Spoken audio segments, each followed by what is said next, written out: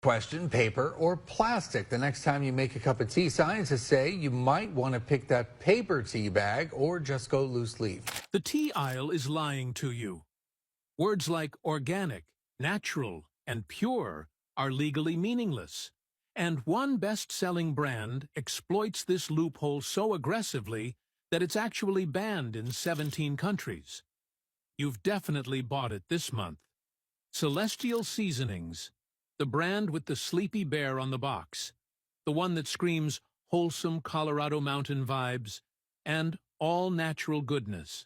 Yeah, about that. Back in 2013, independent lab tests dropped a bomb. 91% of their teas contained pesticide residues exceeding U.S. limits. 91%. That's not a mistake. That's a pattern. But here's what really gets me. You know their famous sleepy time tea? The one with the cozy bear in pajamas? Some blends don't even contain actual chamomile flowers. Just chamomile flavor, whatever that means. And those natural flavors listed on every box? That term is so vague it could include chemically extracted compounds from technically natural sources. The FDA basically shrugs at this. The parent company, Hain Celestial Group, has faced class action lawsuits over misleading all-natural claims.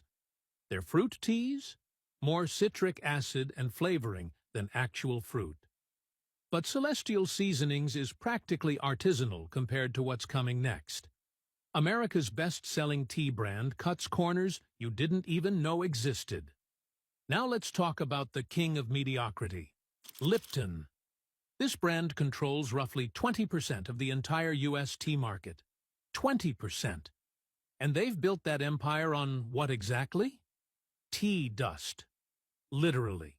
See, when tea gets processed, you get different grades. The good stuff goes to specialty brands. The leftovers? Those crumbs and tiny particles called fannings and dust? That's what fills your Lipton tea bag. I tried explaining this to my uncle once. He'd been drinking Lipton for 40 years. The man looked at me like I'd insulted his mother.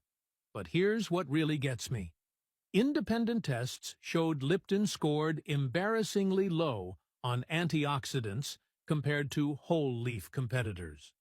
You know, the actual health benefit most people drink tea for? And those tea bags? Some contain paper treated with epichlorohydrin. When that paper gets wet, it becomes a potential carcinogen. Delightful. Their parent company, Unilever, also faced serious criticism for plantation working conditions in Kenya. But wait until you hear what Bigelow's been hiding behind that wholesome family image. Bigelow looks like the good guy here. Family-owned since 1945. Cute little tea bags. Wholesome Connecticut vibes. But here's what they don't advertise.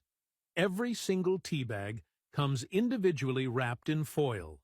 Sounds fancy, right? That foil contains a plastic lining that takes hundreds of years to break down. And some researchers worry it might leach chemicals when you pour boiling water over it. Their flagship Constant Comment tea? The orange flavor isn't all from real oranges. They sneak artificial flavoring in there alongside the actual peel. Independent labs found pesticide residues in multiple Bigelow varieties. Not organic, not even close. And here's what really got me. In 2016, this traditional family brand actively fought against GMO labeling laws. They didn't want you knowing what's in your food. When testers did blind tastings against similarly priced competitors, Bigelow landed somewhere between meh and forgettable. Family-owned doesn't automatically mean family-friendly. But the next brand? They went from spiritual startup to corporate ping-pong ball. Tazo started as this cool spiritual tea brand in Portland.